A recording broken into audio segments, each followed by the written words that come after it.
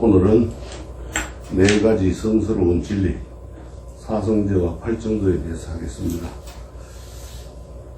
어느 때 부처님께서 말씀하셨다.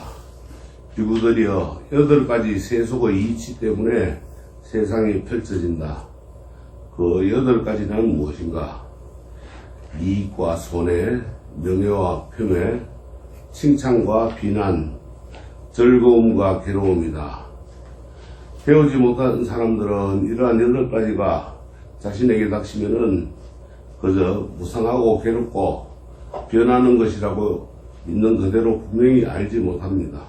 그래서 이 8가지에 마음이 이끌리고 떨려가지고 이 가운데 이익과 명예와 칭찬과 즐거움에 빠져들고 손해와 폄훼와 또 비난과 괴로움을 밀어내려고 안간힘을 씁니다. 그런 까닭에 배우지 못한 사람들은 온갖 괴로움에서 벗어나 못하는 것입니다. 하지만 잘 배운 제자들은 이 8가지가 자신에게 일어나도 이것은 한결같이 무상하고 괴롭고 변하는 것이라고 있는 그대로 분명히 압니다. 있는 그대로 분명히 알기 때문에 이익과 명예와 칭찬과 즐거움에 휘둘리지 않고 또 손해와 폄훼와 비난과 괴로움에 휘둘리지 않습니다. 휘둘리지 않기 때문에 온갖 괴로움에서 벗어나는 겁니다. 이 이익과 손해, 또 명예와 폄훼, 칭찬과 비난, 즐거움과 괴로움이라는 8가지 세속의 이치를 세속 팔풍이라 해야 됩니다. 속세의 8가지 이치, 그걸 이제 세속 팔풍이라 했는데, 우리는 일생을 살면서 한시도 쉬지 않고 이 8가지 가운데 한 가지 이상의 것을 맞닥뜨리게 됩니다. 그러다 보니까 한시도 편안하고 또 쾌적한 상태로 이제 지낼 수가 없습니다. 늘 무엇인가에 부대끼며 살다가 잠시 행복해지면은 마음을 놓치면은 이내 그 행복은 멈추거나 식어버리죠. 그래서 어느 사회인가는 그 행복을 지키기 위해 안간힘을 쓰는 자신을 발견하게 됩니다. 이런 까닭에 부처님은 즐거움조차도 괴로움에 지나지 않는다고 말씀을 하셨어요. 우리가 느끼는 그 즐거움이라는 것도 결국은 무상하기 때문입니다. 그런데 사람들은 즐거움도 무상하다는 것을 알지 못하고 자신에게 찾아오는 즐거움은 영원하리라고 생각하기 때문에 그 즐거움이 사라지거나 약해지면은 괴롭다고 그렇게 느끼게 되는 거예요. 세상을 살다 보면은 저마다 온갖 괴로움을 느낍니다. 불교에서 가장 대표적인 괴로움으로 8가지를 듭니다. 이거를 이제 우리가 팔고라 그러는데, 태어나는 거, 늙는 거, 병드는 거, 죽는 거, 이 4가지 사고에다가 미워하는 자와 만나는 괴로움, 이거는 이제 원정해고라 그래요.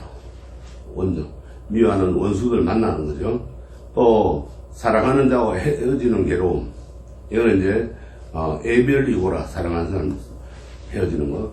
구하는 것을 얻지 못하는 괴로움, 이거는 이제 구불덕고라, 구하지 못하니까 괴로움이 오는 거죠. 또 요약하면은 이제 여기에서 나와 나의 것에 집착해가 살아가야 하는 인간 존재의 그 자체의 고통, 이거를 오음성고라 그래요. 오음성고. 사람들은 괴로움이 찾아오면은 벗어나려고 몸부림을 칩니다. 그래서 조금이라도 위안거리를 만나면은 언제 괴로웠냐는 듯이 잊어버립니다.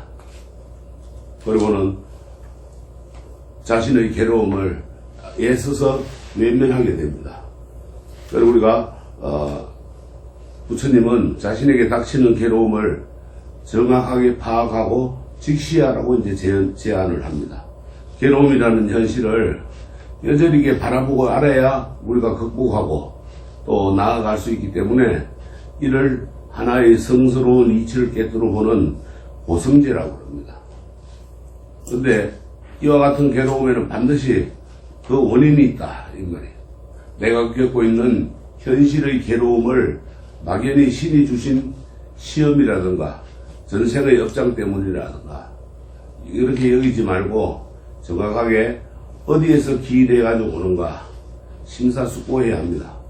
그러면은 존재를 유지하려는 강력한 그 예착 때문에 괴로움이 일어났은 걸 알게 되고, 이를 괴로움의 원인을 아는 그러한 성스러운 이치라 해서 집성제라 이렇게 이야기합니다. 부처님은 원인을 알게 되면은 우리에게 찾아오는 괴로움을 소멸하는 길로 나아갈 수 있다고 단언을 합니다. 그 원인이 무엇인지를 제대로 찾아내가지고 제거하면은 괴로움이라는 결과는 저절로 사라질 것이 틀림없기 때문에, 이렇게 해서 괴로움이 소멸된 성스러운 이치를 멸성제라 그럽니다. 괴로움의 원인을 찾아냈다고 해서 햇살에 눈이 녹듯이 괴로움이 그냥 사라지진 않을 것입니다. 이제 괴로움을 소멸시키기 위해 바르게 관찰하고 바르게 행동하고 자신의 몸과 마음을 잘 지켜야 합니다. 이것이 괴로움의 소멸에 이르는 중도의 길인 도성제입니다. 이 도성제에는 8가지 바른 수행법이 이제 제시됩니다. 이처럼 고진멸도의 4가지 성스러운 이치를 사성제라 이릅니다. 제자는 우리가 살필 제자라, 이치를 살핀다. 진리를 뜻하는 산스크리트 사타야를 음력한 말로 한자는 그렇게 이제 체로 읽지만은 또 제로 읽기도 합니다. 이치를 뜻한 때는 이제 제로 읽습니다.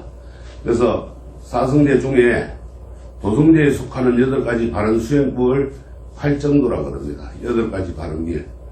그 자세한 내용이 이제 첫째는 정견입니다. 정견. 바르게 보는 견해. 괴로움과 괴로움의 원인과 또 괴로움의 소멸과 괴로움의 소멸에 이르는 길인 사성제를 잘 알아가지고 바른 관점에 서는 겁니다.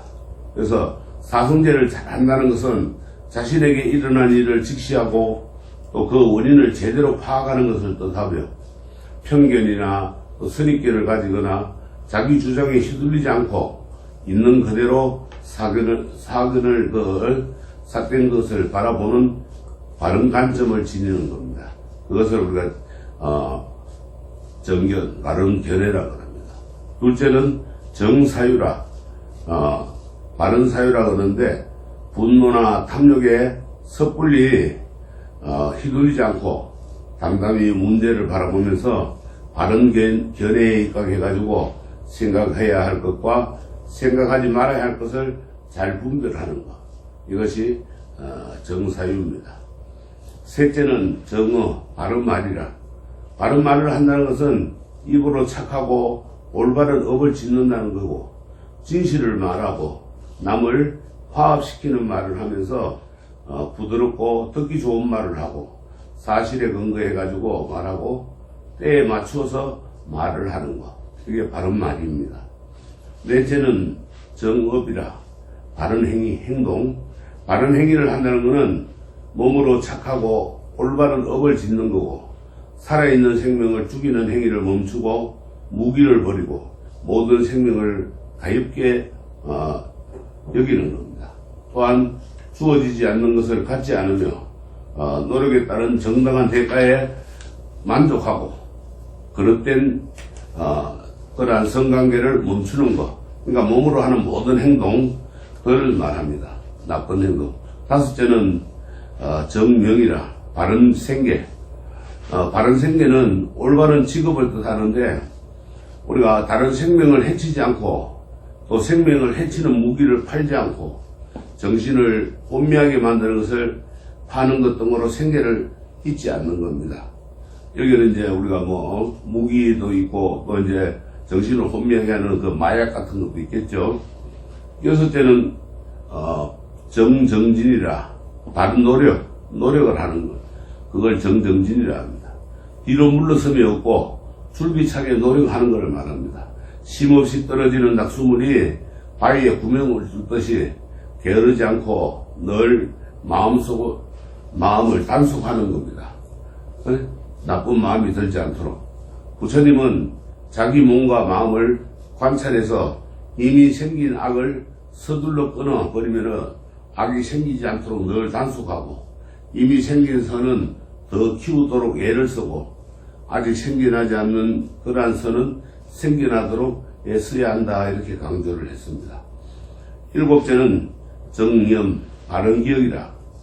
바른 생각, 바른 알아차림인데, 또는 바른 마음 챙김이라고도 이야기를 하고, 온 마음을 기울이기 때문에 마음을 다합니다, 이렇게 하기도 합니다. 몸과 마음의 움직임이 깨어있는 것이고, 마음을 다해서 알아차리는 겁니다. 염불이나 절을 하면서 마음을 다해서 알아차리는 것도 그 정념의 한 종류입니다. 여덟째는 바른 집중이라. 정정. 정이란 마음이 평정하고 고요한 상태에 들어가는 것을 말하는데, 이를 삼매라고도 합니다. 삼매의 상태에 들어가면은 모든 잡념이 끊어져 가지고 마음이 흔들리지 않고 맑아집니다.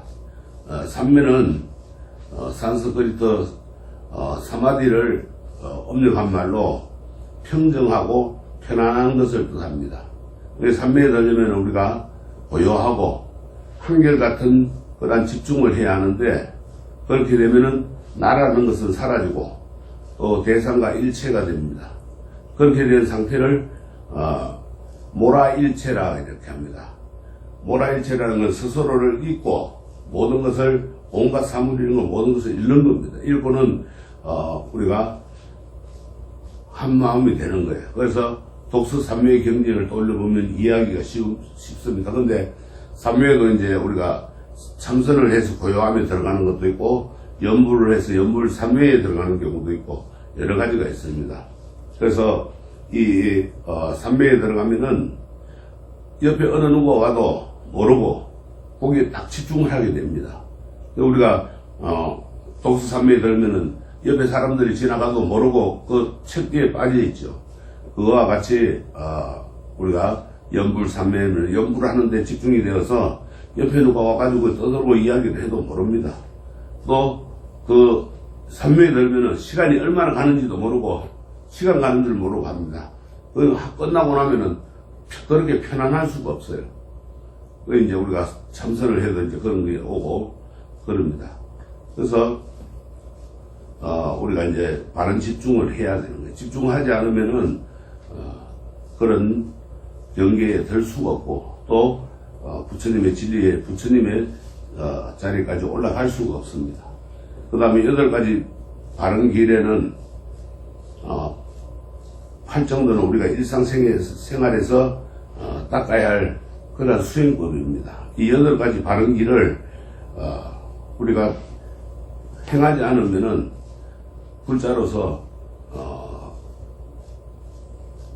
자격이 없는 거겠죠. 그래서 경전에서는 이 수행법을 8정도를 잘 닦으면은 해탈한다 이렇게 했습니다. 번뇌 속박에서 벗어나가지고 근심이 없는 그런 편안한 지경에 이르는 걸 말합니다. 그 해탈은 속박에서 벗어난 자유롭고 평화롭고 행복한 그런 경지를 말하는데, 불안하고 근심스럽고 또 고통스러운 현실에서 그냥 습관대로 우리가 살아가면은 그게 안 해탈이라는 걸 이룰 수가 없겠죠. 그래서 우리가 티 없이 맑고 깨끗한 행복을 누리며 자유롭게 살아가려면은 우리가 이제 이 8정도를 잘 행해야 됩니다. 그래서 우리가 종교인이고 불자들이라면은 반드시 이 8정도를 행해야 됩니다. 그래야만이 앞에 이야기했던 사성제, 고진별도에 대한 것도 다 벗어날 수가 있습니다. 그 다음에 우리가 이제 그렇게 하려면은 행복과 불행을 따지기 전에 누가 그러면 만들어주느냐 이 말이에요. 그러면 사람들은 우리가 살 때 자기한테 이익이 되는 건 하고 손해가 되는 거는 안 하겠죠. 이렇게 마음을 일으키는 거, 또 의도를 가지고 상대방에게 말과 행동하는 것을 업이라고 합니다. 업. 그래서 어떤 의도도 없이 무심코 상대방을 친 것은 업이 되질 않습니다. 하지만 우리는 늘 다른 사람과 관계를 맺고 살아가기 마련해서 자신의 이익만을 생각한다 해도 필연적으로 다른 사람의 손해나 이익에 영향을 끼치게 됩니다. 그래서 우리가 모르고 하는 것은 그 업에 관련이 없는데 알고서 내가 하면은 그거는 이제 업에 관련이 됩니다. 그래서 오직 내 이익만 챙기느라 다른 사람에게 해를 끼칠 수도 있고 또 내 이익을 챙기기 앞서 다른 이의 이익을 돌아볼 수도 있습니다. 그래서 자신의 이익만을 챙기고 남에게 피해주는 행동을 악업이라고 하고 남의 이익을 늘 함께 생각해서 나와 함께 행복해질 수 있도록 행하는 것을 선업이라 이렇게 합니다.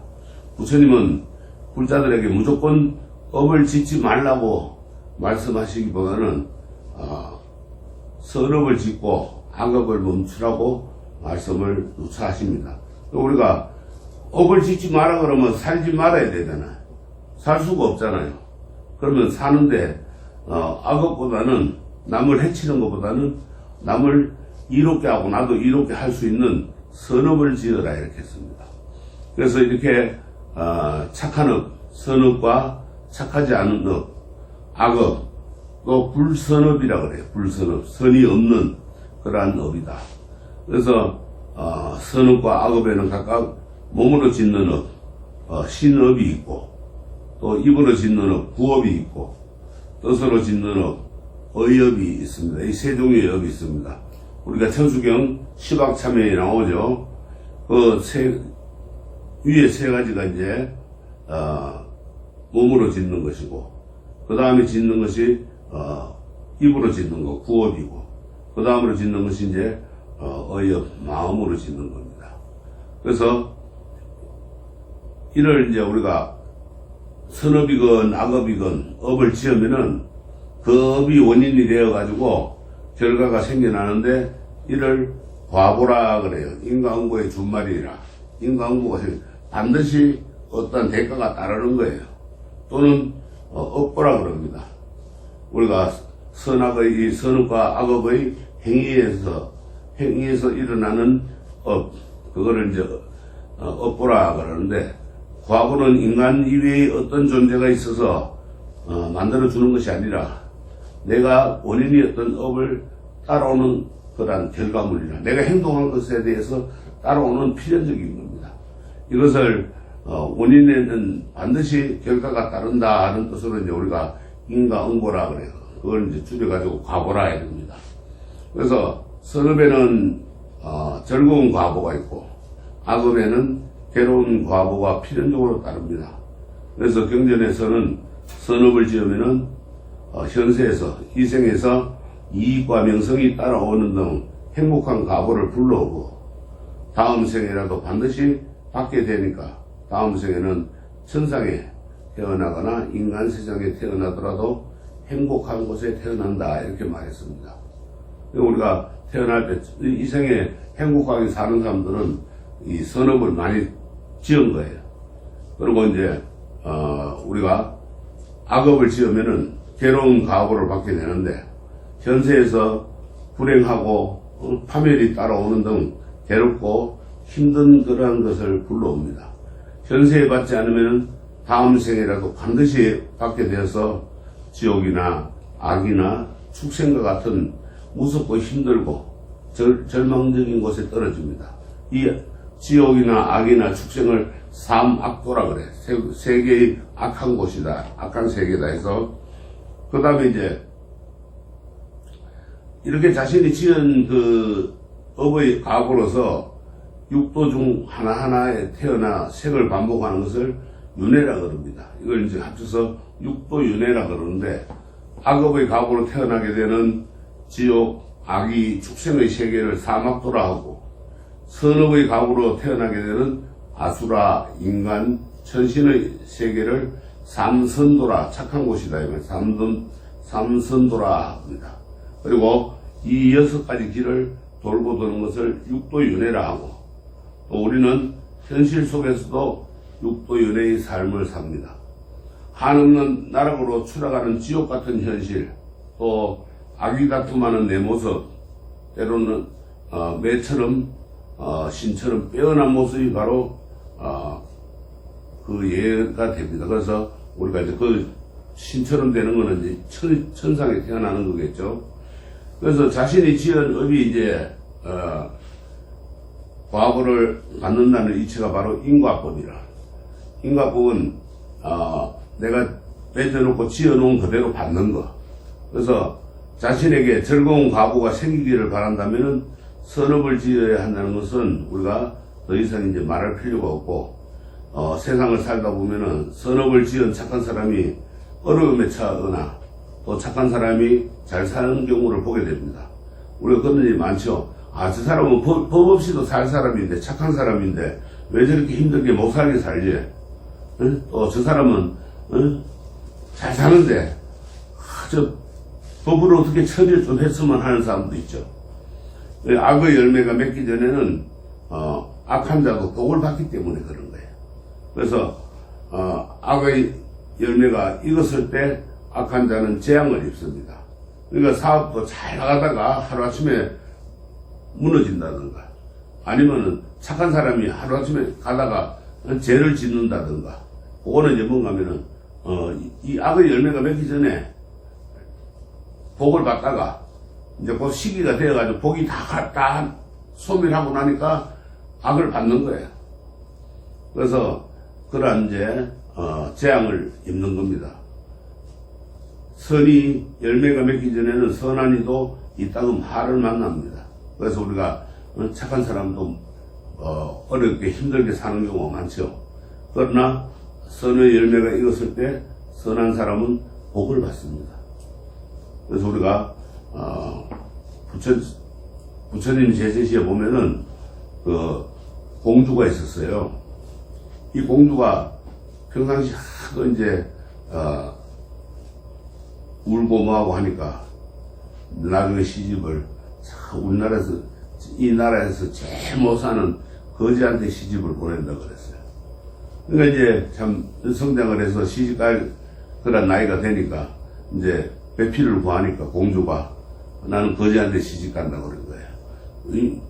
아버지 임금이 그냥 매일 그런 소리를 했으니까 그게 귀에 못이 박혀가지고, 그러니까 이제 그럼 네 손 뜻대로 해주마 하고 이제 제일 못 사는 거지를 데려오라 그랬어요. 그래서 혼인을 시켜가지고 내쫓아버렸어요. 나오니까 막상 갈 데가 없는 거예요.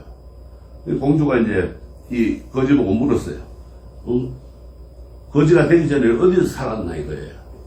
그러니까 거지가 가만히 생각하니까 이제 참 자기가 살던 곳이 이제 생각이 나는 거예요. 망하기 전에. 어디 놈은 어디서 살았다 이러니까 그럼 거기로 가보자. 거기 가서 살다 이제 가가지고 집을 지으려고 이제 땅을 팠어요. 팠는데 땅 속에서 금괴가 나오고, 금괴 박스가 나온 거야. 상자가. 가만히 생각하니까 그 자리가 뭐였냐면은 아버지가 보물단지 같이 여기던 창고 자리였어요. 창고에 그 땅을, 금괴를 묻어 놓은 거예요. 그게 이제 그걸 찾아가지고, 집을 아주 제대로 짓고, 아주 이제, 궁궐보다 더 그냥 멋있게 짓고 이제 살았어요. 그러니까, 왕이, 그래도 이제 자식을 내쫓았으니까 한푼은 마음이 안 됐을 거 아니에요. 신하들을 시켜서 어디서 어떻게 살고 있는가 찾아보라고 그런 거예요. 그러니까 신하들이 나와 찾아보니까 산 너머에 아주 궁궐 같은, 참 임금이 살고 있는 궁궐보다 더 멋있게 지어놓고 살고 있거든. 그러니까 그렇게 이야기를 하니까, 너는 어디 가서 도둑질해 나쁜 짓 했을 것이다 하고 이제 개심해가지고 이제 찾아갔어요. 찾아가서 보니까 참 어리어리하게 자기 집 궁궐보다 더 좋게 하고 살거든요. 그래서 가가지고 이제 다짜고짜 이제 물었어요. 너 어디서 도둑질 해와가지고 이렇게 살고 있냐고 물으니까 하는 말이 그래 이제 있었던 이야기를 쭉 이야기를 하고, 그래서 이렇게 짓고 있다 살고 있다 하니까 아버지 마음에 들면 이 집 드릴게요 그러니까 됐다 하고 돌아가서 이제 부처님한테 가서 여쭤본 거예요. 어떻게 해서 그렇게 됐냐 하고 물으니까 그 거지가 전생에 오는 사람마다 내쫓고 밥을 안 주고 구박을 한 그 가보로 가난하게 됐다는 거예요. 그러니까는 우리가 이 인과법에 따라서 지연대로 받는 거예요. 그래서 우리가 악의 열매가 맺기 전에는 그 악한 자도 복을 받고 또 선의 열매가 맺기 전에는 선한 자도 그렇게 화를 만나는 겁니다. 그래서 서가모니 부처님은 가급적 선업을 지어 가지고 인간으로 태어나거나 아니면은 천상에 태어나서 행복한 세계에 태어나라고 말씀을 하시는 거예요. 그리고 우리가 이 세계에서 그런 게 많죠. 좋은 부모 만나가지고 잘 사는 사람들이 있죠. 그런 사람들은 전 세계에 그렇게 선업을 많이 닦았기 때문에 그런 부모를 만나는 거예요. 그리고 아주 그냥 지질이 궁상 떠는 가난뱅이 부모를 만나가지고 그렇게 못 사는 사람들도 역시 마찬가지예요. 전 세계에 악업을 많이 닦아놨기 때문에 악업대로 받는 거예요. 그래서 우리가 그걸 이제 선인성과 악인악과라 그러죠. 그런 사실 우리가 그런 것도 무상함을 면치 못하고 무상 모든 게 없는 거죠.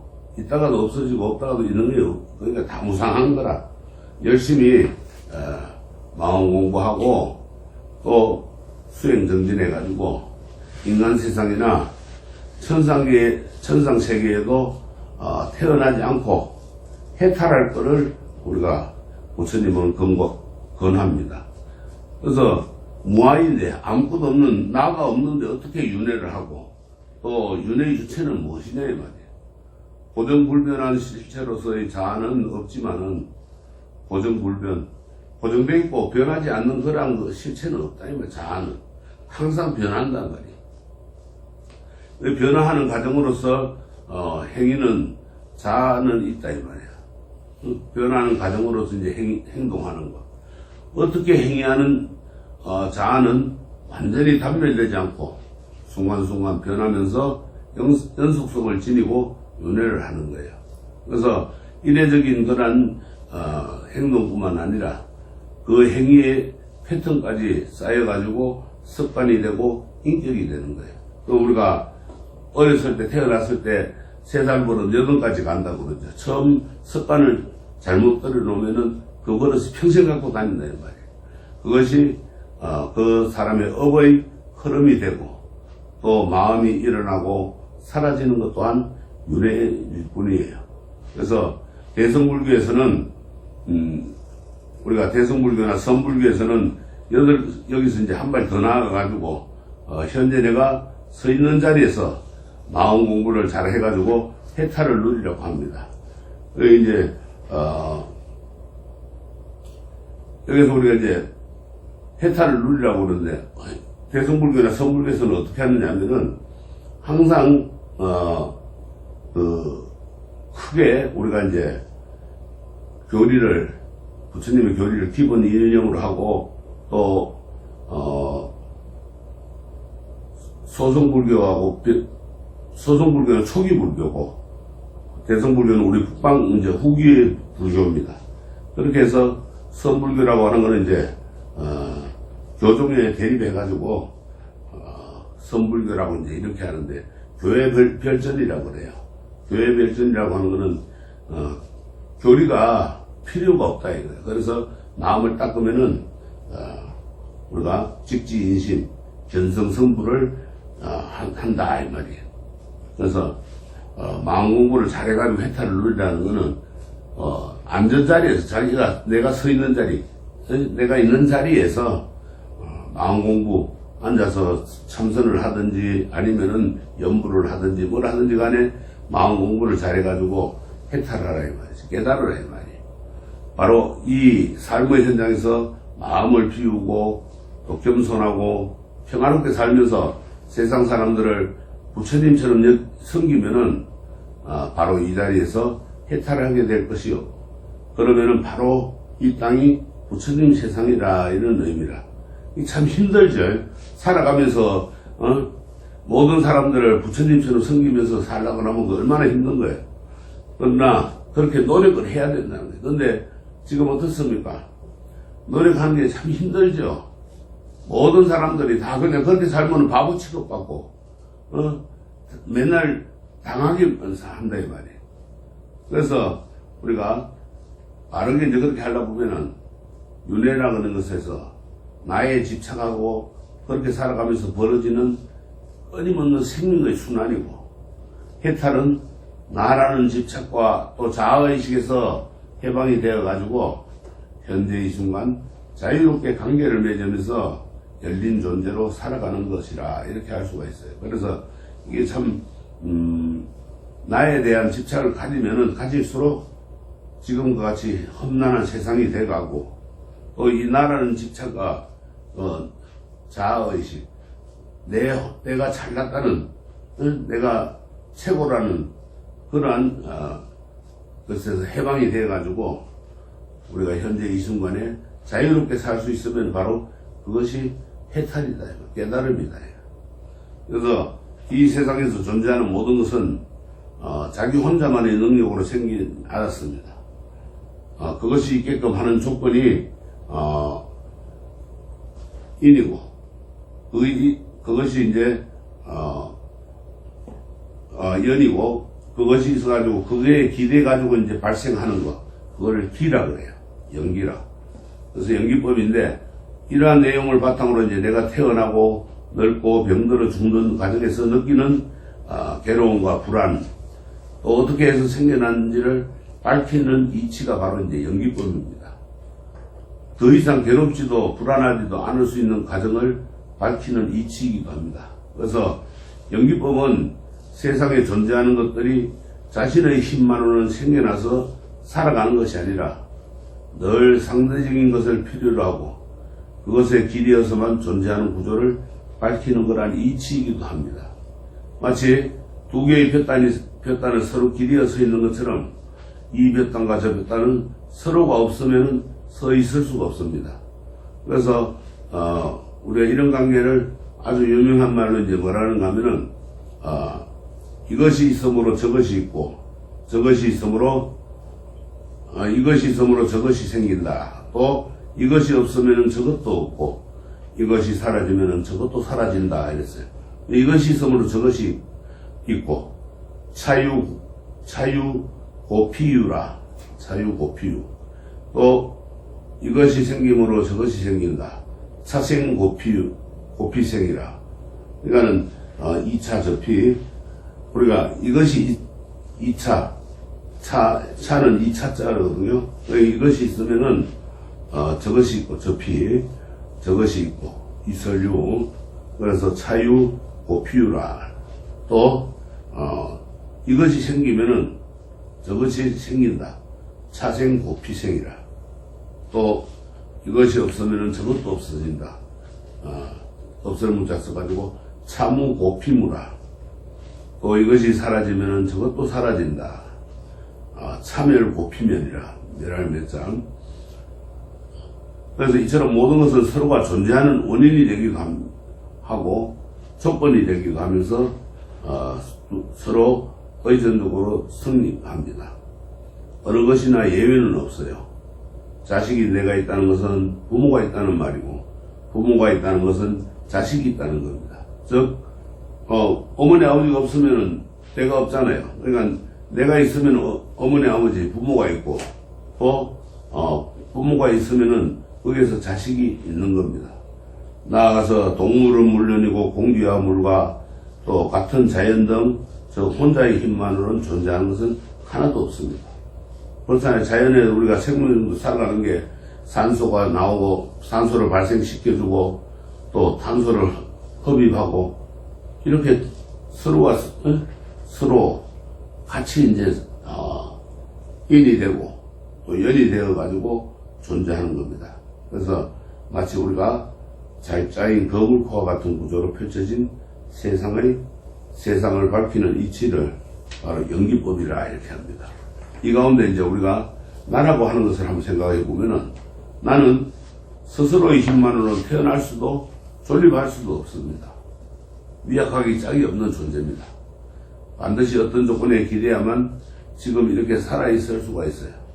그렇다고 해서 나가 이 세상에 아무 쓸모도 없는 존재인가 하면은 전혀 그렇지 않습니다. 유기적으로 꼼꼼하게 이어져 있는 관계의 거문방 속에서 나라는 존재 역시 누군가가 살아있는데 없어서는 안 될 절대적인 존재인 겁니다. 그래서 부처님도 사람들이 연기법을 완벽히 이해하기가 쉽지 않다고 말씀하실 정도로 연기법은 아주 깊은 이치입니다. 하지만은 세상에 존재하는 모든 것은 갑자기 뚝딱 우리가 만들어내고 창조되는 것이 아니고 그저 또 우연히 생긴 것도 아니고 어떠한 관계 속에서 아름답게 엮인 생명체임을 깨닫게 해주는 불교만의 그러한 훌륭한 교리가 바로 이 연기법입니다. 연기법에 보면 이제 인연이라는 말이 있어요. 이는 내가 지은 업이고 또 연은 조건입니다. 어떠한 환경 조건, 내가 아무리 좋은 그 씨앗을 뿌렸다 할지라도 씨앗 혼자서는 싹을 틔울 수가 없어요. 예컨대 씨앗에서 싹이 돋고 또 싹이 나무로 잘 성장하고 이러려면은 좋은 토양과 공기 또 햇살이 필요합니다. 여기서 내가 뿌린 씨앗이 인이고 토양의 공기나 햇살, 물 모든 것은 연입니다. 결국 인과 연이 잘 어우러져야 좋은 인연을 맺을 수 있습니다. 나무가 잘 자라서 열매가 달콤하게 익으려면은 조건이 잘 맞아야 하는 것 같습니다. 그래서 인과 연, 바로 인연이 잘 맺어졌을 때 좋은 복을 얻기 마련입니다. 그래서 우리 불자들은 좋은 인연, 좋은 관계를 맺기 위해서 노력을 해야 돼요. 그래야만이 우리가 행복하게 살아갈 수가 있습니다. 그래서 조건이 무르익지 않았음에도 불구하고 무리하게 결과를 바라는 것은 바람직하지 않죠. 순간적으로 우리가 그것을 좋은 인연이라고 생각하고 그렇게 결과를 바라면은 반드시 거기에는 탈이 생깁니다. 내가 지은 좋은 업이 여러 가지로 주변의 조건과 잘 어우러질 수 있도록 살펴야 하는 것이고, 결국 그 조건이 잘 익으려면은 주변의 또 도움이 있어야 한다는 것을 잊어서는 안 됩니다. 그래서 우리가 이웃을 잘 만나야, 좋은 이웃을 만나야 되고, 또 좋은 이웃을 만나면 거기서 어떻게 돼요? 즐거움이 생기겠죠. 삶이 행복해지겠죠.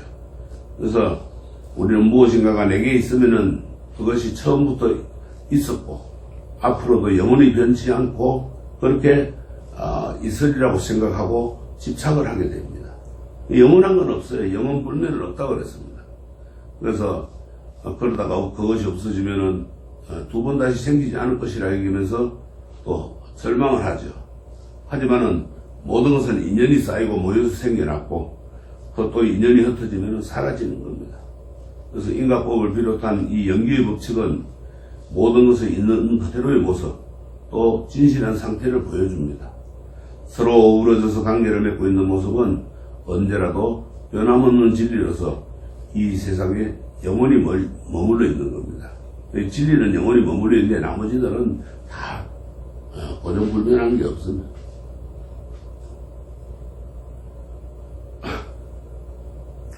그 다음에 이제 우리가 그렇게 살아가는데 극단에 치우치지 않는 그런 삶을 살아야 돼요. 왜 그러냐면은 중도세상이라고 하는데, 중도세상은 선과 악, 이것도 저것도 아닌 그러한 중간의 삶을 이제 살아야 되는데, 부처님에게 소나라는 그러한 제자가 있었어요. 그는 매우 부유한 집안 출신으로서 이제 부처님의 가르침을 듣고 크게 감명을 받아가지고 많은 재산을 다 버리고 다 두고 이제 출가해가지고 스님이 되었어요. 당시에 성가는 부처님을 위사 모두가 맨발로 다녔습니다. 소나 역시 매일 아침 맨발로 탁발을 다녔단 말이에요. 하지만 세속에 있을 때 고생을 해본 적이 없는 이 소나에게 이 일은 무리였습니다. 그의 발은 이내 부르트고 피가 흘렀어요. 그렇게 지내다 보니까 그는 어느 사이에 출가자의 삶에 이제 해이를 갖게 됩니다.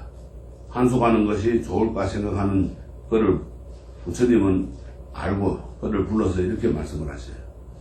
그대는 집에서 지낼 때 검은고를 잘 탔었지, 검은 고추를 팽팽하게 조이면은 소리가 잘 나던가. 그러니까는 이제 소나가 아름다운 소리가 나지 않습니다. 부처님이. 그렇다면은 검은 고추를 느슨하게 하면 소리가 잘 나던가. 그렇게 해도 소리가 제대로 나지 않습니다. 너무 팽팽하게 당기거나 너무 느슨하게 풀지 말고 적절하게 조여야 아름다운 소리가 납니다. 이렇게 했어요. 부처님께서 수행도 그렇다. 지나치게 하면은 몸을 괴롭혀서 출가의 목표에서 멀어지게 되고, 자신을 단속하지 않으면은 오히려 나태해져서 출가의 목표를 이루지 못한다. 이렇게 말씀하셨어요. 이 중도를 설명할 때 어느 편을 취하는 것이 아니라 적당히 알맞게 하는 것이라고 말하지만은, 이 적당히 알맞게 대충이나 대강이라는 뜻은 아닙니다. 그러니까 우리가 뭐가 하면 우리가 적당히 알아서 하십시오 그러거든. 그게 참 힘든 말이에요. 그게. 중도는 양쪽 극단에 치우치지 않도록 제대로 살피고 생각하여 실천하라는 그런 가르침이라. 한쪽으로 치우치면은 어떤 잘못이 있는지를 제대로 알고, 또 그쪽으로 치우치지 않으면은 반대쪽으로 치우칠 때도 어떤 잘못이 있는지 제대로 알아 그쪽으로 치우치지 않는 것이 중도입니다. 그래서 우리가 흔히 이제 배를 생각하면 가장 쉬워요. 배를 타고 가는데 배 중앙에 딱 있으면은 배가 잘 가겠죠. 근데 오른쪽으로 가거나 하면, 오른쪽으로 가서 있으면은 배가 오른쪽으로 기울어질 것이고, 왼쪽으로 가서 있으면 왼쪽으로 기울어진다 이 말이에요. 그래서 우리가 사람들은 이제 그래서 보통 나와 너, 또 내 편과 네 편, 이것과 저거, 또 있는 것과 없는 것, 고통과 기쁨, 또 아름다움과 못난 것, 태어나는 것과 죽음, 이런 걸 나누고 가르면서 대립을 합니다. 그렇게 어느 한 측면에 치우쳐가지고 편협한 시각으로 살아가다 보니까 삶이 불편하고 답답한 거예요. 아무리 좋은 약도 너무 많이 먹으면 독이 되고, 독이라도 적절하게 활용하면 약이 되는 겁니다. 너무 많이 먹으면 어떻게 돼요? 약에 오면 취해가지고 약이 독이 돼버리는 거예요. 우리가 과유불급이라 그러죠.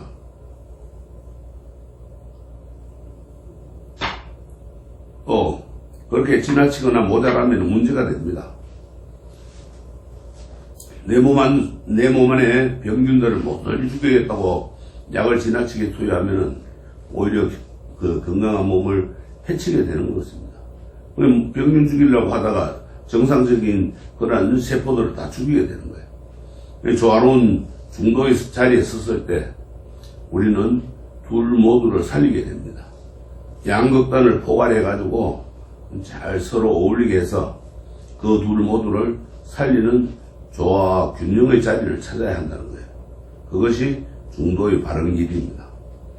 영원하지 않으면은 완전히 사라져서 없는 것 같다는 두 극단에 치우친 사람들에게 늘 불안이 따라다니게 됩니다. 불안하기 때문에 조금이라도 마음을 붙일 수 있는 위안거리에 집착합니다. 그렇지만은 이 두 극단에 치우칠 때 우리가 놓치는 게 무엇인지 그 폐해를 정확하게 알아차린다면은 극단에 빠지지 않게 됩니다. 균형 잡힌 안목을 지니고 바른 길을 걸어갈 때만 불안과 집착을 떠나 평온하고 행복하게 살아갈 수가 있습니다. 우리가 인생이라는 것은 빈손으로 갔다가 빈손으로 간다는 뜻의 공술의 공수라는 말이 있습니다. 또한 불자들이 가장 많이 암송하는 그 경전인 반야신경에 가장 많이 등장하는 단어도 이 공이라는 겁니다. 공은 이 말처럼 심오하기도 하고 한마디로 정리하기가 힘든 불교 용어는 없습니다. 그렇지만은 공은 불교의 핵심을 관통하는가 하면은 그런 가르침이기 때문에 불자라면 반드시 알아야 할 내용입니다. 그래서 공이란 텅 비어 있다는 뜻이지만은 허물을 말하는 것은 아니에요. 또 고정되어 있는 실체가 없다는 말이고, 그래서 서로 관계를 맺으면은 어우러진다는 의미를 품고 있습니다.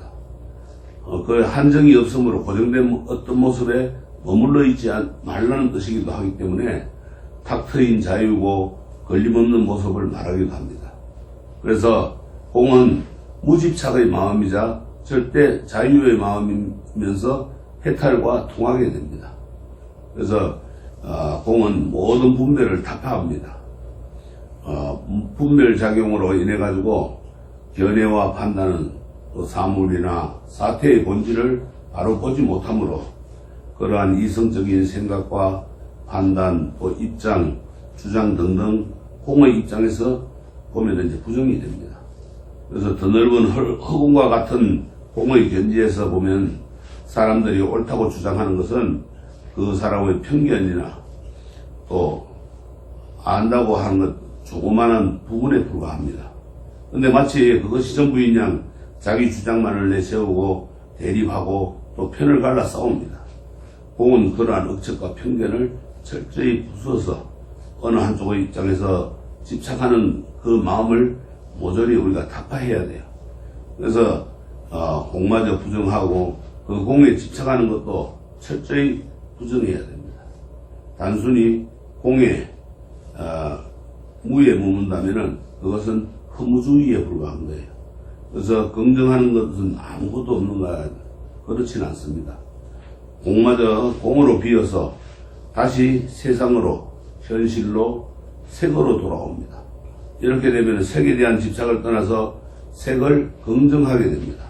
그거는 뭔가 하면은 머무름 없는 마음을 내는 거예요. 걸림없는 마음. 거기에서 우리가 멋진 색의 향연이 펼쳐집니다. 그렇게 되면 모든 색이 곧 진리가 되고 머무는 곳마다 진리가 살아있는 것 같아지고, 그 반야신경에 보면은 우리가 그래서 색이 공과 다르지 않고 공이 색과 다르지 않으며 색이 곧 공이요 공이 곧 색이니, 이런 말이 있습니다. 바로 우리가 이런 의미라. 그래서 어떤 고정된 모습으로 색에 집착해서는 안 되고 모든 것이 사라진 허무에도 집착하지 말아야 합니다. 색은 조건에 따라서 일어났다가 사라질 뿐인 거예요. 시끄러운 소리를 듣고 짜증난다고 했을 때 그렇게 짜증을 내게 한 실체가 있는가 말이에요. 없잖아요. 단지 소리라는 조건에 따라서 짜증이라는 감정이 일어났을 뿐이라. 그래서 색과 공 둘 다에 집착하지 않는 걸림없는 자세로 살아가야 됩니다. 그렇게 사는 삶이야말로 이제 생사에 나고 죽는 것에 집착하지 않고 그 생사를 떠나 있어되 열반에도 머무르지 않고 열반의 그 평화로운 마음을 생사의 세계에서 펼치는 보살의 삶과 어우러지게 됩니다.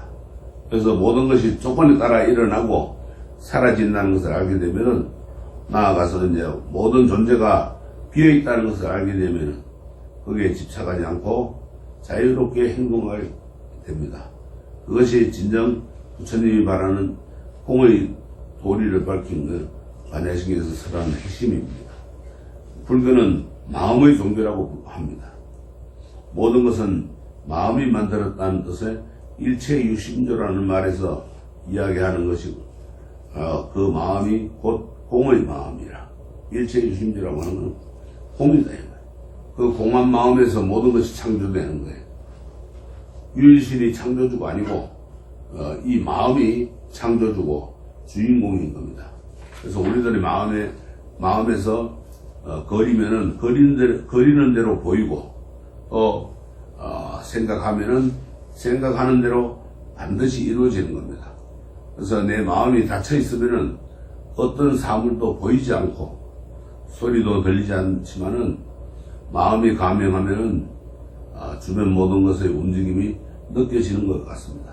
그래서 공한 거란 그 마음을 가지는 것이 중요하고, 또 공으로 자기를 비우고 하심하면서 자기를 허공처럼 열어가보라 이 말이에요. 우리가 마음을 비우고 하심을 하라. 내 마음을 낮추어라. 내 마음을 낮추다 보면은 다 모든 것이 허공처럼 열어가 볼 수가 있다 이 말이에요. 그렇게 하심을 하고 자기를 비우면은 그 빈 마음에 모든 것이 또 들어오게 됩니다. 자기를 비우고 한없이 우리가 거기에 자비와 사랑, 나눔과 베품을 실천하면은 실천하는 만큼 나는 넓어지고 전 우주의 하나가 되는 거예요. 또한 그럴 때 마음은 하나의 마음이고 우주적인 마음이며 부처님의 마음이 되는 겁니다. 이 한마음 속에서 나와 너 또 우리 세계 더 나아가서 우주 전체가 포함이 되어 있습니다.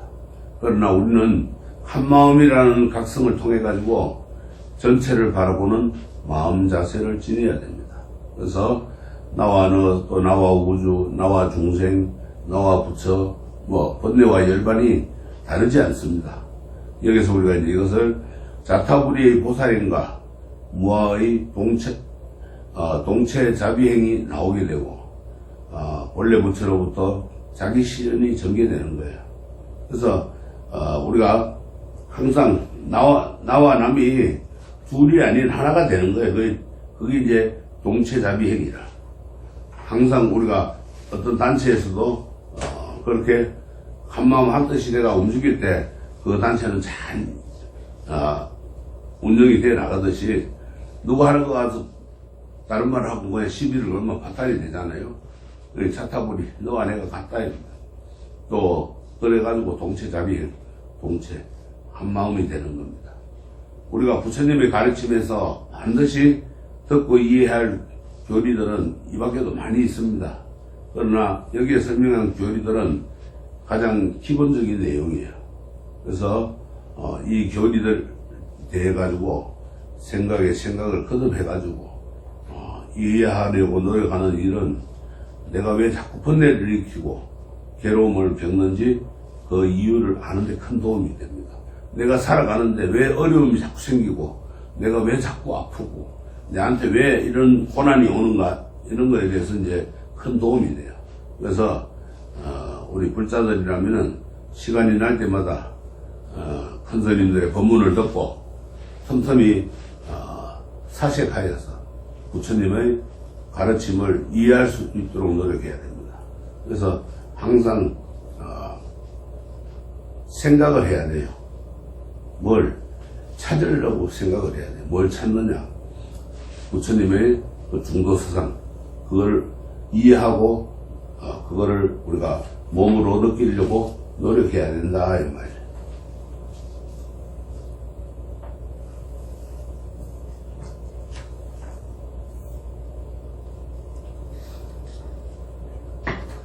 그렇게 우리가 부처님이 우리에게 들려준 중요한 교리들을 이제 보았는데 그 교리들이 바로 진리고 가르침이고 법입니다. 많은 팔만대장경 많은 거를 우리가 다 알 수는 없지만은 앞에 우리가 사성제 연기법 또 거기에 대해서 이제 우리가 중도사상 많은 것을 이제 이야기를 했죠. 그것이 기본적이고 그것이 이제 바른 가르침입니다. 그래서 거기에 대한 법을 자주 듣고 이해하는 것은 깨달음으로 나가기 위해서 통과해야 하는 매우 중요한 그런 관문이 되는 겁니다. 그래서 부처님 가르침을 만나서 올바른 길로 나아가는 일은 이제 4단계로 나눠집니다.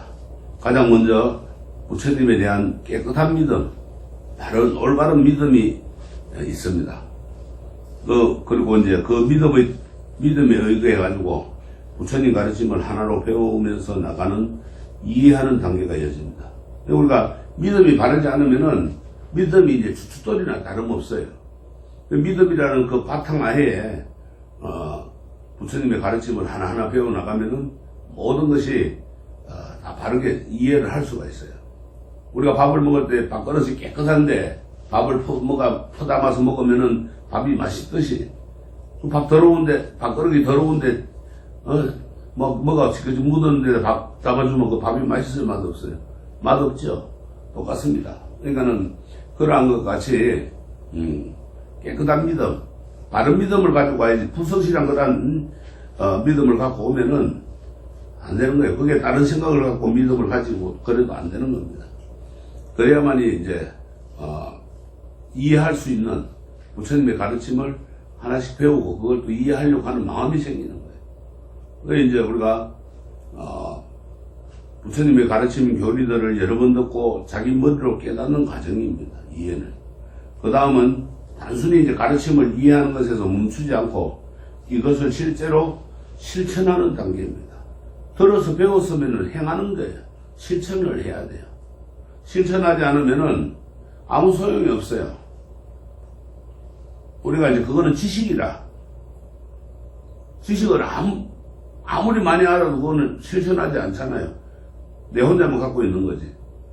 지식하고 지혜하고 틀리는 점이 그거예요. 지혜는 실천하는 거예요. 부처님 말씀대로 이제 살아보지 않으면은 그 말씀이 정말 내게 이루음이 되는지 알 수가 없습니다. 누가는 가가 절에 가 기도하니까 뭐 소원성취 했다더라, 뭐가 이루어졌다더라. 내가 직접 해봐야 되는 거예요. 그러면은 거기서 뭔가 이루어졌을 때 정말 행하니까 되는구나. 부처님 말씀대로 살아보니까 부처님께서 하라는 대로 해보니까 되더라 이 말이에요. 정말 그 말씀이 내게 이루음이 되는지 알 수가 있습니다. 그러나 그렇게 살아보지 않으면은 그게 이루음이 되는지 알 수가 없어요. 그리고 이제 이 불교 연구를 시작한 뒤에 자신과 세상을 보는 눈이 달라지고 또 처신이 달라졌을 때 그 가르침이 정말 내게 아주 유효한 그러한 이로운 보약이 되었음을 알게 됩니다. 우리가 이제 제가 서울에 있을 때 그런 분이 계셨어요. 몸이 아파요. 그러니까는 겨울 지금 찬바람 나면은 아예 밖에도 못 나오셔요. 기침도 심하고 몸이 아파서. 안 그러면은 시장을 가려고 그래도 그 보살님은 아주 그냥 두꺼운 외투에 시작해서 머리까지 동동 담이고 눈만 팍팍히 내놓고 가야 돼요. 그래도 기침이 나오고 몸이 심하게 안 좋아요. 백일 기도를 시켰어요. 참회 기도를 하면서. 그래가지고 이제 시키면서 이제 기도를 하고 나니까 많이 바뀌어지는 거예요. 기침도 안 하게 되고. 그러니까 이제 절에 가가지고 그렇게 하고 나니까 사람이 아프던 게 기침을 안 하고 내 몸이 안 아프니까 아주 신경이 날카로운 사람이 부드러워지거든. 집에서 가만 보니까 저 사람 보니까는 절에 가서 백기기도라는 거를 하고 나니까 저렇게 사람이 달라지는구나. 더 열심히 이제 절에를 가라고 그러는 거야. 자기는 안 가지만. 그래서 이제 열심히 다닙니다. 열심히 다니면서 이제 절에 일도 하고 하여튼 모든 걸 이제 삶을 살아가니까 집에 가가지고 이제 바뀌어지는 거예요. 자꾸 자기가 배운 게 있으니까. 불교대학도 다니고 이렇게 해서 배워가지고 이제 자꾸 바뀌어지니까 수사님이 이제 절에는 안 따라오고 집에서 108배를 하시는 거예요. 그러다가 이제 어느 순간에 이제 또 절에를 따라 나오시게 되고 이렇게 바뀌어지더라 이 말이에요. 그거는 우리가 맛을 봐야 그게 단지 쓴지 맛을 안다고 하잖아요. 내가 실천을 해보지 않으면은 안 되는 거예요. 그러면 이제 그걸 실천하다 보면은 그게 신심이 이제 고치가 되어서 부처님의 가르침이 내 몸에 된단 말이에요. 섭이 이제 바뀌어지는 거예요. 그래서 이제 내 삶에 우리가 진로가 이제 바뀌어지는 거예요. 그거를 성취라고 그래요. 정득한다. 그래서 신해행정이라 그래요. 믿고 바르게 믿고 그 다음에 바르게 이해하고 가르침을 그 다음에 바르게 행하고 그러면은 바르게 우리가 얻게 된다 이 말, 성취하게 된다 이 말. 우리가 부자들이 부처님 가르친 대로만 살아가는 것은 두 가지 면에서 이롭게 됩니다. 하나는 자신에게 이로움을 가져온다는 그런 측면이 있고 자신을 잘 단속해가지고 행복과 발전을 안겨주기 때문에 그렇게 됩니다. 또 다른 하나는 남들과의 사이에 서로 이로움을 가져오는 그런 측면이 있습니다. 남을 떠나가 다른 사람을 떠나서 홀로 우리가 존재하는 그런 삶은 없습니다. 그래서 모든 사람은 서로 관계를 맺고 사는 존재임을 잊지 않고 그렇게 살아간다면 세상은 우리가 살만한 곳이 된다 이 말이에요. 근데 그렇지 않으면 어떻게 되겠어요? 세상이 불행한 세상이 되겠죠. 살만한 곳이 못 되죠. 그렇게 됩니다. 그래서 그렇게 살려고 하면은 이제 우리가 바르게 알고 신의 행정을 행해야 되는데, 첫째는 뭘 해야 되느냐? 불자로 살겠다는 다짐을 해야 돼요. 그게 뭐냐? 불자로 살겠다는 다짐은 바로 불법성 삼복계 기하는 삼기계가 있어요. 어떤 집안의 주부가 늘 입에 달고 사는 말이 있었어요. 그 주부는 하는 말이 거룩한 부처님께 기이합니다. 거룩한 가르침에 기이합니다. 거룩한 스님들께 기이합니다. 우리가 나무아미타불 안그러면 지장보살, 간선보살을 하듯이 연부를 하듯이 이렇게 늘 삼복계 기이하는 그런 말을 하고 다닙니다. 집안일을 할 때는 물론이고 누구를 만나더라도 이 말을 먼저 튀어나옵니다. 우리가 밥 먹을 때도 뭐 기도하듯이 그 말이 먼저 나오는 거예요. 부처님의 불자인 이 아내와는 달리 남편은 다른 종교를 믿고 있었어요. 그래서 이 아내가 입버릇처럼 이런 말을 하는 게 못마땅했어요. 그런데 어느 날 다른 종교를 믿고 있는 남편의 친구들을 집에 초대를 했어요. 그런데 이 부인이 자신도 모르게 부처님께 기이합니다 라고 말하고 말았어요. 그런데 이 말을 듣는 남편의 친구들은 몹시 불쾌하면서 화를 내고 그 집을 떠나가 버렸어요. 왜? 남편 친구들은 다른 종교 다 믿고 있었기 때문에 기분 나쁘다 이거예요. 그래서 남편은 아내의 행동이 괘씸하기도 했지만은 무엇보다도 그 아내 입에 그토록 자주 올라오는 그 부처님이라는 자에게 더욱 화가 나는 거예요. 도대체 부처님이 어떤 놈이길래 부처님께 기이한다고 그러냐 이거예요. 다음날 아침에 그는 여전히 이제 분노를 품고 화를 막 가라앉히지 못하고 씩씩거리면서 부처님 계시는 곳으로 이제 달려갔어요. 그리고 이제 주었습니다. 무엇을 없애야 편히 잠들 수 있습니까? 이랬어요. 남편은 눈앞에 있는 저 부처라는 일을 없애면은 자신이 편해지리라는 생각에 이렇게 넌지시 자신의 의중을 밝혔어요. 그런데 부처님의 대답은 달랐어요. 뭐라고 그랬냐면 분노를 없애면 잠들 수 있습니다. 세상은 분노에 불타고 있습니다. 이렇게 했어요. 거기다 이제 뜻밖의 대답에 혀를 찔린 그 남편은 부처님 말씀에 크게 공감을 했어요. 맞장구를 쳤어요. 그래서 애초에 품었던 마음은 고쳐먹고 좀 더 이제 부처님 말씀을 청해서 듣고자 했어요. 그러자 자신의 아내가 매사에 그토록 부처님을 부르는 이유를 알게 되고 크게 감동해서 이렇게 고백을 합니다. 부처님이시여 참으로 훌륭하십니다. 마치 넘어진 자를 이렇게 세우듯 덮인 것을 벗겨내 주듯이 길 잃은 자에게 길을 가르쳐 주듯이 또 눈 있는 자들은 보아라 하며 어둠 속에 등불을 내걸듯이 부처님은 다양한 방법으로 법을 설해 주셨습니다. 부처님이시여 이제 저는 부처님과 가르침과 성가에 기이합니다. 부처님께서는 저를 지금부터 평생 기이한 신자로 갖다 주십시오. 이 남편이 말한 그 부처님이라는 말은 세존이라고 하는데 세상에서 가장 높고 위대하신 분이라는 뜻으로 부처님의 이제 다른 이름으로 이제 세존이라고 그래요. 그래서 세존과 가르침과 성가에 기이합니다와 같이 그러한 다짐은 경전에서 우리가 자주 볼 수 있는데 바로 이 구절이 삼기로 정착이 되었던 겁니다.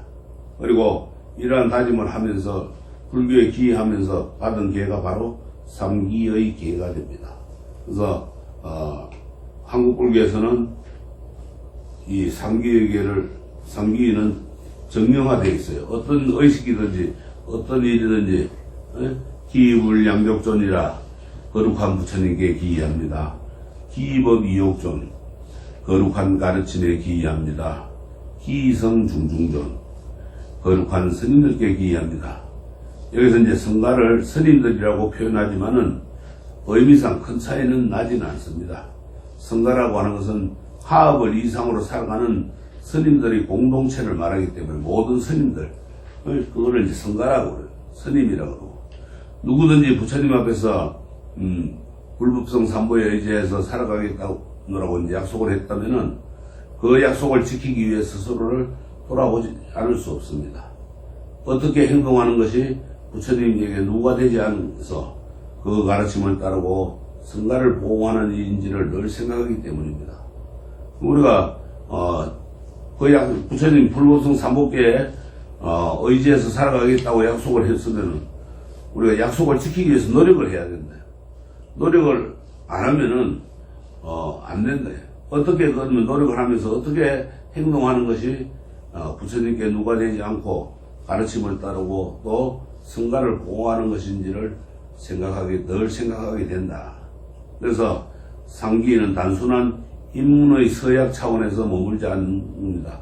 거기에서 한 걸음 더 나아가가지고 제가 신자로서 출가하지 않는 그런 사람으로서 아름답고 바른 삶을 살기 위해서 계를 받아들이겠다는 의미입니다. 그래서 평소에도 삼기를 잊지 않고 지내는 것이 불자로서 실천해야 하는 첫 번째 규범입니다. 그래서 우리가 이제 계라고 하는 것은 불교에 기여한 사람들이 지켜야 할 행동 규범을 계라고 합니다. 그 계라고 하는 것은 이제 늘 계는 경계할 계자여서 늘 훈련하다, 습관들이다는 산스크리트의 실에서 파생된 말이라. 계를 지킨다는 것은 언제나 마음이 선을 향하고 악을 멈추도록 길들인다는 것이에요. 우리가 그래서 상기를 받고 오계를 받고 하면은 그게 우리가 악은 멀리하고 선을 행하게끔 지키겠다끔 약속하는 거예요. 근데 인색하기 짝이 없는 사람이 있었어요. 매우 이제 부유했으면 아주 부자였음에도 불구하고 남에게는 조금도 베풀지 않는 그 사람을 교화하려고 수많은 수행자가 방문했지만 번번이 실패했어요. 그래서 부처님이 다스게 되었어요. 그래서 부처님께서 그 사람의 집에 들어가자마자 그는 마음이 불편해졌어요. 보나마나 보시하라는 등 잔소리만 늘어놓은 것이 뻔했기 때문에. 그런데 부처님은 뜻밖에도 이렇게 말씀을 하십니다. 세상에는 5가지 일이 있는데 남들에게 아주 커다란 것을 베풀기 때문에 큰 보시라고 합니다. 이렇게 부자가 이제 관심이 가졌어요. 큰일인데 큰일이라 뭐냐 이러니까 그 5가지가 무엇입니까? 이렇게 물으니까 첫째는 살생하지 않는 일입니다. 사람이 살아있는 모든 생명체를 소중히 여기면은 그 모든 생명체가 그 사람을 두려워하지 않으니 이것이 바로 세상에서 두려움을 없애는 첫 번째 크다란 보시입니다. 이렇게 말씀을 하셨어요. 우리가 우리나라도 보면 이제 큰 스님들 옛날 산중생활 할 때 호랑이와 같이 놀고 여우와 같이 놀고 하는 이런 설화들이 있고 토끼가 절마당에 와서 뛰어놀고 하는 그런 게 있죠. 이야기들이. 그게 뭔가 하면 살생을 안 하고 살기 때문에 그거는 자기들을 안 죽일 걸 알기 때문에 그 와서 노는 거예요.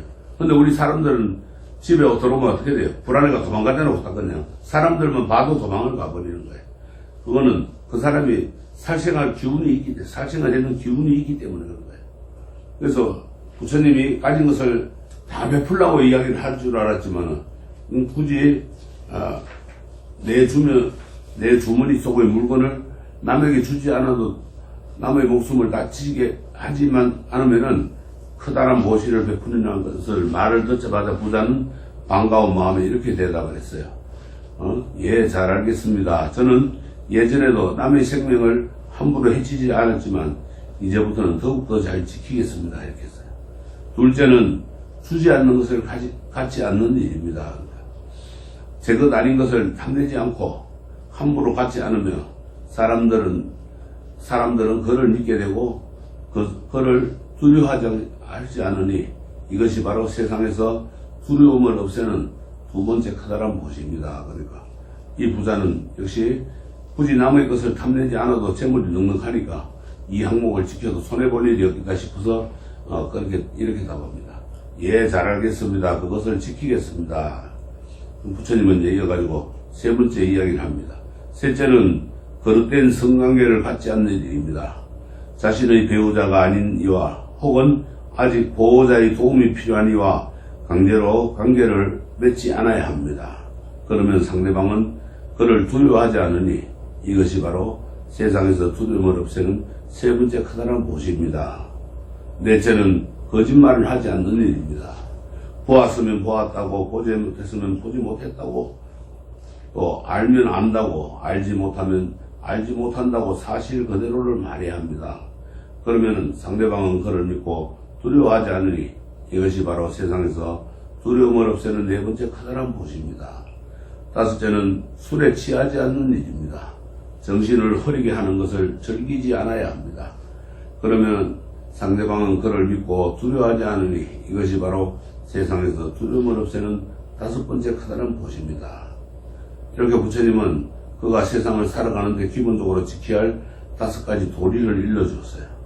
부자는 이 다섯 가지가 자신이 지금까지 지켜온 것임을 알고서 가볍고도 즐거운 마음으로 앞으로 쭉 지켜나가겠다고 부처님께 다짐을 했어요. 이 이야기 속에 나오는 다섯 가지 도리는 부처님 가르침에 입문하게 되면 가장 먼저 받는 다섯 가지 계와 그 내용이 같습니다. 이 다섯 가지 계를 오계라고 이렇게 합니다. 이제 불살생, 첫째는 살생하지 말라. 불투도, 둘째는 내 남의 물건을 훔치지 말라. 또 불사음, 셋째는 거듭된 성관계를 하지 말라. 불망어, 넷째는 거짓말을 하지 말라. 불음주, 다섯째는 술에 취하지 말라. 이 초기 경전의 대열반경에는 계를 지켜야 하는 이유를 다섯 가지로 설명을 해놨어요. 계를 깨면은 다섯 가지 위험이 따라온다. 무엇이 다섯 가지인가? 첫째, 계행이 나쁘고 계를 깨면은 그 사람이 게으르다는 것을 보여주니 그 결과로 재물을 잃는다. 둘째는 악명이 퍼진다. 셋째는 어떤 모임에 들어가도 자신감을 잃고 눈치를 본다. 떳떳하지 못하겠죠. 눈치를 보니까. 넷째는 그 계를 깼기 때문에 어리석은 상태로 세상을 떠나게 되고, 죽을 때도 그냥 아주 맑은 정신으로 가는 게 아니고 어리석게 가버려요. 그래서 우리가 이제 흔히들 죽을 때도 이야기할 때, 흔히들 편안하게 죽는 걸 자는 잠에 갔으면 하죠. 자는 잠에 가는 것만큼 어리석은 게 없어요. 그래서 항상 살아있으면서 눈을 의식이 있을 때 가야 돼요. 그 다음에 그 계를 깨면 그렇게 되는 거예요. 어리석게 가는 거예요. 다섯째는 죽은 뒤에 처참하고 불행하고 파멸을 부르는 곳인 지옥에 떨어진다 했어요. 반면에 계를 잘 지키면은 다섯 가지 이익이 있다 그랬어요. 뭔가 하면은 첫째, 계를 잘 지키면은 게으르지 않게 되고 그 결과로 큰 재물을 얻게 됩니다. 부지런해야 우리가 재물을 얻겠죠. 게으르면 안 되는 거예요. 그러니까 계를 잘 지키면은 게으르지 않게 돼요. 둘째는 훌륭한 명성을 얻게 됩니다. 우리가 계를 잘 지키고 부지런하고 열심히 사니까 훌륭한 명성을 얻게 되겠죠. 이름이 날리죠. 그 사람은 참 어떻게하고 이렇게 칭찬을 하는 거예요. 셋째는 어떤 모임에 들어가도 두렵지 않고 눈치를 보지 않으면서 당당해질 수가 있어요. 그러니까 큰 소리 치고 우리가 떳떳하게 살 수가 있다 이 말이에요. 넷째는 어리석은 상태로 세상을 떠난다. 어리석지 않은 상태로 세상을 떠난다. 우리가 아까 얘기했죠. 맑은 정신에 우리가 이 세상을 떠나는 것. 그 다음에 다섯째는 죽은 뒤에도 좋은 곳, 천상에 태어나게 됩니다. 계를 지키면 자신에게 이로움이 찾아오고 죽은 뒤에도 행복한 곳에서 태어난다는 것이 경전의 메시지 말씀입니다. 따라서 자신이 즐겁고 행복해지기를 바란다면은 당연히 우리 불자들은 계를 지켜야 되는 거예요. 이 5개의 항목은 불교를 믿는지 믿지 않는지에 관계없이 사람이라면 누구나 다 기본적으로 근본 지켜야 될 내용입니다. 특히 부처님 제자가 되기를 원하는 사람은 가장 먼저 이 다섯 가지 계율을 받들어야 합니다. 그래서 살생하고 또 폭력을 하고 또 발치를 하고 착취하고 거짓말하고 또 부적절한 성관계를 하고 이 같은 일은 상대방은 물론 상대방의 가족이나 주변 사람들에게 큰 고통을 안겨주기 때문에 하지 말아야 됩니다. 남이 고통스러워 하는데 과연 내가 편할 수 있을까 한번 생각해 보면은 안 되겠죠. 음주와 관련된 계율도 마찬가지입니다. 술을 많이 마셔가 가음으로 인해 가지고 폭력을 쓰고 또 헛소리를 하고 걷기야 생명을 해치게 된다면 큰 악업이 됩니다. 그래서 제가자로서 직장 생활을 하고 사회 생활을 하다 보면은 술을 안 마실 수가 없습니다.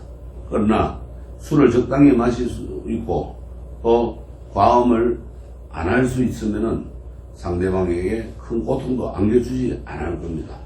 그래서 우리 일반적으로 불자들이 지켜야 할 규범을 계율이라고 합니다. 이 계와 율은 그 성격이 아주 다릅니다. 계는 바른 삶을 살아가겠다는 자발적인 다짐이고, 율이라고 하는 것은 공동체의 질서를 위해서 서로 지키기로 약속한 조항입니다. 그래서 계라고 하는 것은 좋은 습관을 들이는 것을 말하고, 또 율이라고 하는 것은 공동체 생활을 화합을 하게 하는 겁니다. 그래서 율을 어길 경우에는 어떤 제재나 처벌이 따릅니다.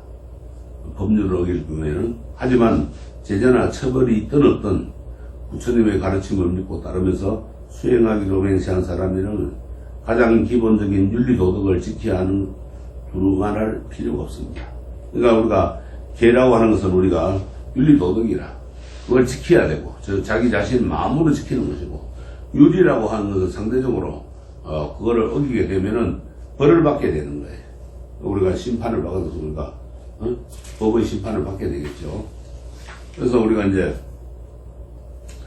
이 악을 멈추고 선을 행하라 그랬어요.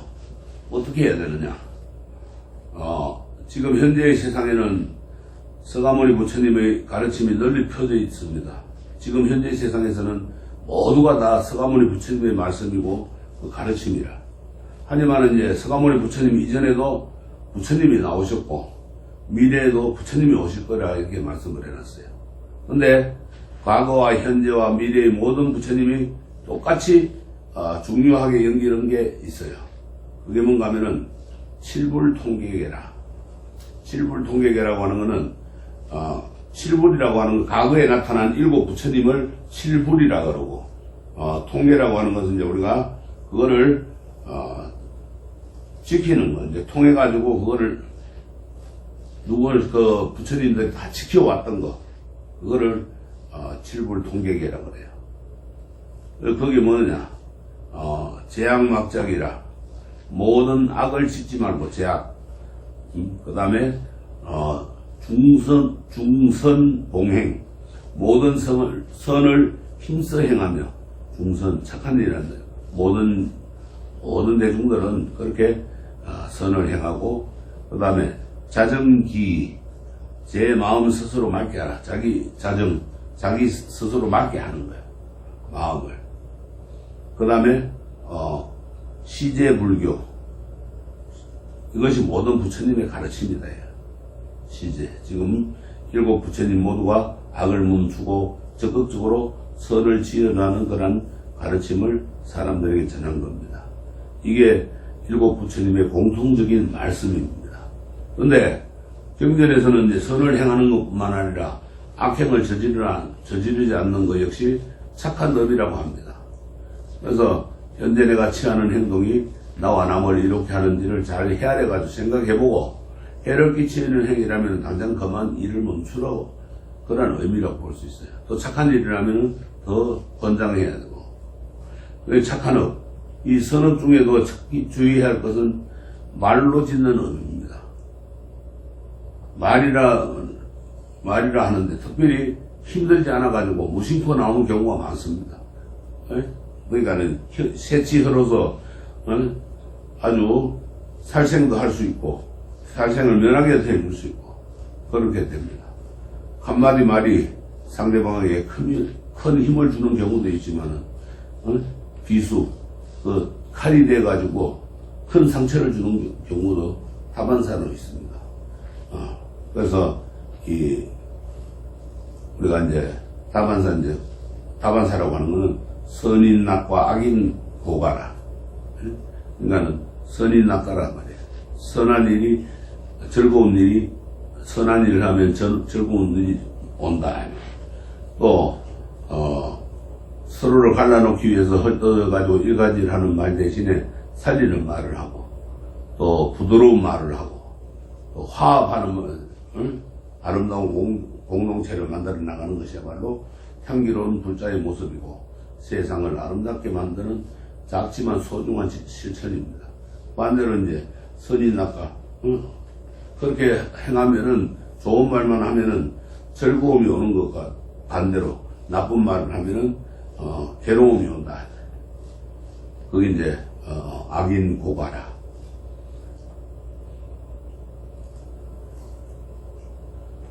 그래서 상대방에게 우리가 충고할 때도 그것이 진정 상대방에게 이르는 이로운 충고인지, 아니면은 또 그 상대방이 이 말을 했을 때 그거를 받아들일 준비가 돼 있는지를 살펴본 다음에 말해야지. 그것이 그렇지 않고 화가 나 있는데 아무리 좋은 말을 해도 그 상대방이 받아들이지 않는단 말이에요. 그래서 부처님은 말씀을 했어요. 선업을 지으면 스스로 뿌듯할 뿐만 아니라 이웃과 사회에도 행복을 불러오게 됩니다. 그래서 선업에는 당연히 즐거운 가보가 찾아오기 때문이고, 반면 악업을 지으면 짓는 동안에 괴롭고 힘들 뿐만 아니라 결과적으로 괴로운 가보가 찾아와가지고 자신뿐만 아니라 이웃 사회에도 해를 끼치게 된다 했어요. 이런 이치를 보기 위해서는 선업에는 즐거운 가보가 오고 악업에는 괴로운 가보가 따른다. 선인 낙과 악인 고가라고 말을 합니다. 그래서 오늘 바세나디 왕이 자신의 생각을 부처님께 말씀을 드립니다. 만일 몸이나 입, 뜻으로 악행을 하면 이것은 자신을 생각하지 않는 것이며, 몸과 입과 뜻으로 선행을 하면 이것은 자신을 생각하는 일이다. 과연 제 생각이 옳습니까? 이렇게 하고 묻습니다. 왕이여, 몸과 입과 뜻으로 악행을 저지르면 그것은 자기를 생각하지 않는 일입니다. 아무리 스스로 자신을 아끼고 귀하게 여긴다고 말해도 실제로는 자신을 조금도 보호하지 않는 일입니다. 왜냐하면 나쁜 것은 친구에게 악한 짓을 함부로 저지릅니다. 그 사람을 사랑하지 않기 때문입니다. 그런 나쁜 것이 친구에게 하듯 악업을 저지르는 것도 똑같습니다. 반대로 몸과 입과 뜻으로 선행을 하면은 그것은 자기를 생각하는 일입니다. 스스로 자신이 세상에서 가장 소중하다고 말하지 않더라도 그들은 실제로 자신을 생각하고 있는 것입니다.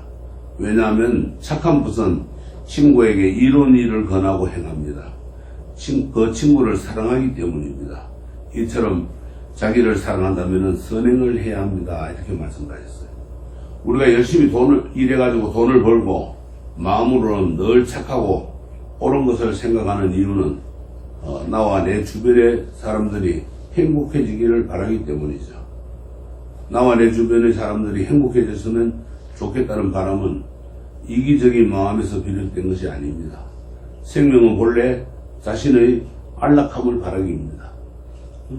편안하고 즐거움을 바라기 때문에 그렇습니다. 그런데 그럼에도 불구하고 악업을 짓는다는 것은 스스로 괴로움을 불러들이는 어리석은 짓이라고 불교에서는 말을 합니다.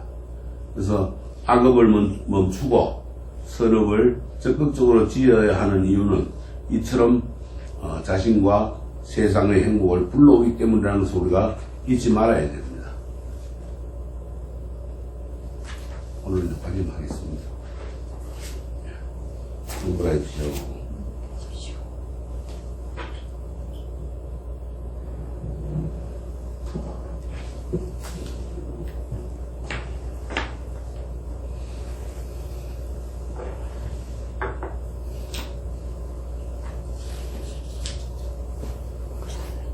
그렇지.